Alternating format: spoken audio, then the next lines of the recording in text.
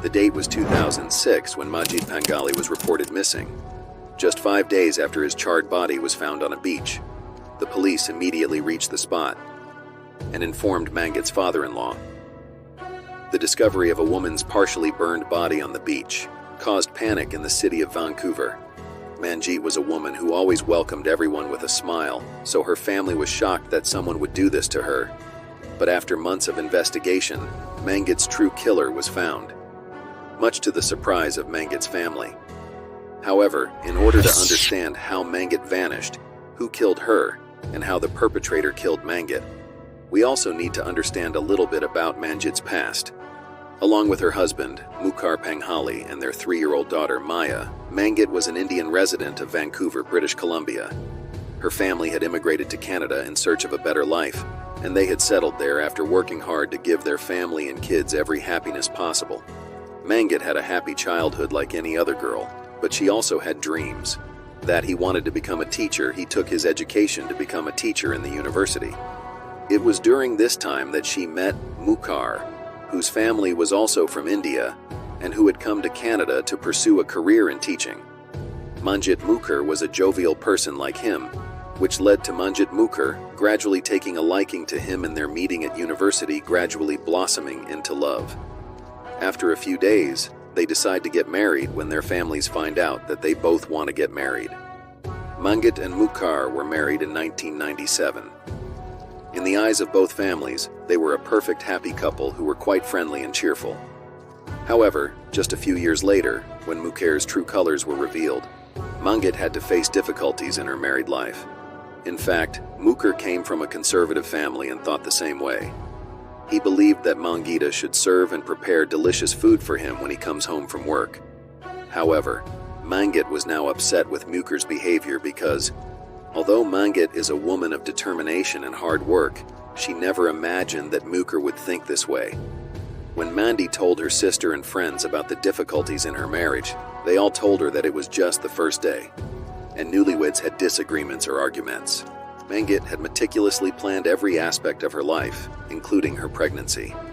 6 years after being married, her dream of becoming a mother materialized when she gave birth to a daughter named Maya in 2003. Both Manjit and Mukhar were overjoyed to have their daughter in their arms, and since Mukhar spent most of his time with Maya, everyone started to speculate that perhaps the challenges that Manjit's marriage was facing had come to an end. Everyone's idea was wrong. Mukhar's has not changed. After Maya was born, Mukhar began to drink more. Whenever he drank, he would stay out late at night and come home expecting his wife to cook dinner and wait for him. Manjit, who sought care and support after the pregnancy, was quite devastated by her husband's behavior. As Manjit fell into despair, as the dream she dreamed of was now crumbling in front of her eyes. She now realized how wrong Mukhar had been to understand, and was also unsure of how she would proceed with her health and future.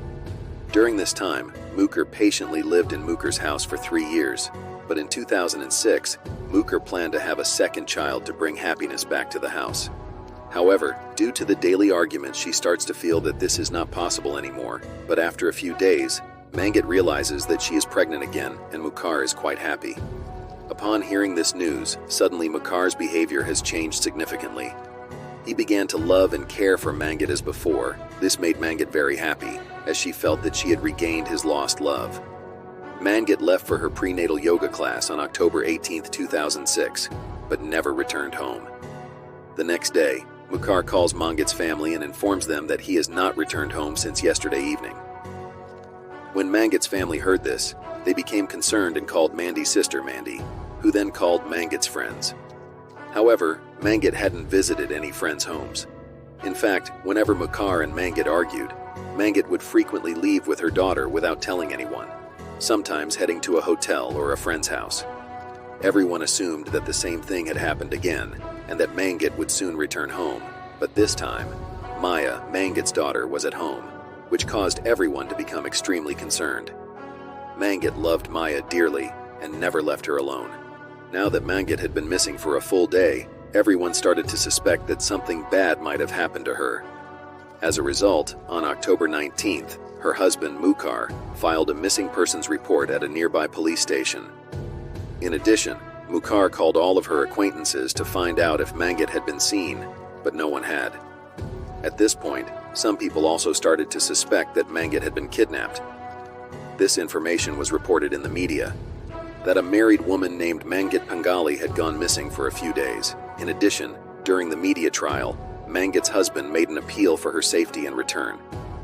We just wanted to confirm that she had truly vanished. As nobody in our immediate family can provide an explanation, I need your assistance.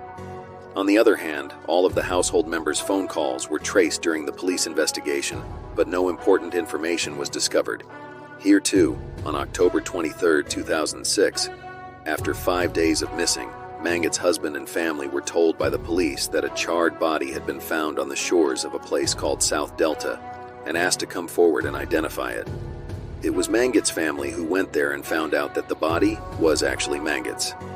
Then the deceased was sent for post-mortem, and after receiving the report they found out that Manjit was pregnant. In addition, the post-mortem report reveals that Manjit's death was not caused by burning, but rather by the killer strangling her and then attempting to burn her body after her breath stopped. During the investigation, the police also discovered Manjit's car parked far from her dead body. Manjit's family was shocked by the news and wondered what sin their daughter had committed that someone would brutally murder her by burning. Found no evidence of forced entry or signs of struggle inside the vehicle. The police then looked into Manjit's past, but they were unable to find any suspects who had a personal grudge against Manjit. For this reason, the police surmised that the killer might be someone who knew Manjit personally, and as a result, they now have Manjit's family members under suspicion. During the interrogation, they initially considered questioning Manjit's husband. Mukhar said during the interrogation that she and her college friend Tony had been in regular contact for the previous year. The two had even occasionally gone out to dinner together. Following Mukhar's statement, the police began to have doubts about Tony, so they looked for and questioned Tony as well. However, after speaking with Tony, they discovered that Tony and Mukhar had no relationship.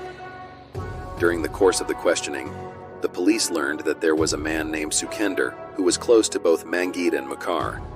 In fact, Sukender was Mukhar's younger brother, Sukender Panghali.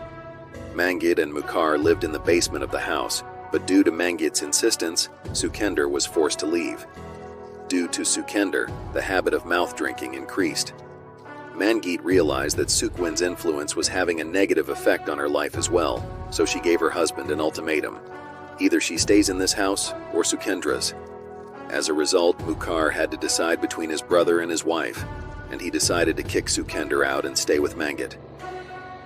After learning the entire story, the police immediately became suspicious of Sukender, but they were unable to find any evidence against him. Sukender was able to prove to the authorities that the night Manjit vanished, he was with his friends. The police then gave Sukender the clean sheet, but they later caught Mukhar again. By this time, the police had discovered that Manjit and Mukhar's relationship had begun to deteriorate just a few months earlier. After their marriage, when Manjit discovered that Sukender had a daily drinking habit, she chastised him mercilessly. However, Manjit had also injured Sukendra's ego and masculinity by throwing him out of the house, which made him harbor even more hatred towards Manjit. Despite this, there wasn't enough evidence to establish Sukender as a prime suspect in Manjit's murder case. The police have now decided to reevaluate all the evidence. Firstly, the police noticed that the driver's seat of the car was pushed far back, indicating that Manjit hadn't driven the car himself to that location. Rather, there was someone else with him in the car at that time. Secondly, Mukhar had mentioned the location of Manjit's prenatal classes in his statement, and the car was parked near that area. However, during the investigation, it was found that there were no prenatal yoga classes in that area. The actual location where Manjit used to attend her prenatal classes was approximately 15 miles away from the location provided by Mukhar. Consequently, Mukhar's lie was caught. In simple words, Mukhar told the police that Manjit's prenatal yoga class location was where her dead body was found. But in reality, Manjit's prenatal classes were far away from that place. After that, the police tracked Mukhar's phone's location and call records. Here, the police found out that Mukhar had Manjit's cell phone in which he had inserted his own SIM card and was using it. This revealed to the police that on the evening of October 18th, Manjit had come to Mukhar's house. Hence, Mukhar had Manjit's cell phone. By now, all the statements given by Mukhar were proving to be false. Then the police got solid evidence in their hands. They obtained CCTV footage from a gas station near Emmy's house, in which Mukhar was seen buying an old newspaper and a lighter from that gas station. Although Mukhar used to drink alcohol, he did not smoke cigarettes, so why would he buy a lighter and an old newspaper? Here, Mukhar became a prime suspect in the eyes of the police. So, the police took immediate action. Nearly 6 months later, on March 12, 2006, Mukhar was arrested in his wife Manjit's murder case. The police interrogated Mukhar rigorously. At first, he completely denied the claim of murdering Manjit, portraying himself as innocent. But then, after some time, his courage broke and he confessed to his crime. Now, the culprit was caught. But when Mukhar explained why he had mercilessly killed his pregnant wife on October 18th, the police were shaken to the core. Mukhar explained that after Manjit's yoga class, he took her home where an argument ensued between the two. And this argument escalated so much that in anger, Mukhar strangled Manjit to death. Then he took her body to a desolate seaside spot in South Delta and burned it so that the police wouldn't find any evidence. In addition, Mukhar provided the reason behind wanting to kill Manjit. Essentially, Mukhar had developed hatred towards Manjit. Mukhar's mind was filled with intense dislike and negativity towards Manjit, which became the cause of Manjit's death.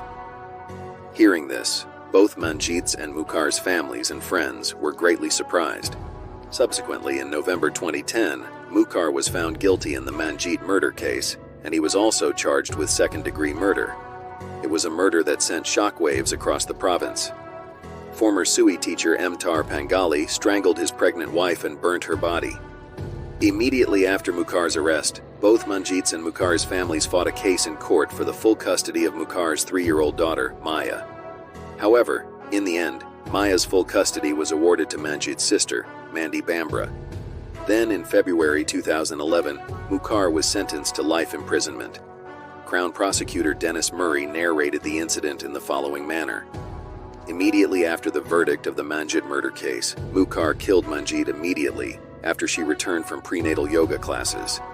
And then, he took her body to a secluded coastal area in South Delta in Manjit's own car and set it on fire. He delayed filing a missing complaint as much as possible. In December 2010, the Canadian police publicly disclosed Manjit's diary and letters. After this, several media houses extensively scrutinized these letters, revealing that Manjit was clinically depressed. However, she was making a lot of effort to save her married life. During discussions with media houses, a member of Manjit's family revealed that she had been struggling with depression since her first pregnancy. Mukhar not only killed Manjit, but also took 2 lives. She was so happy to be pregnant, it was something that she had wanted for a long time. So, with that, the Manjit Panghali murder case comes to an end right here. If you appreciate our efforts, like and share this video.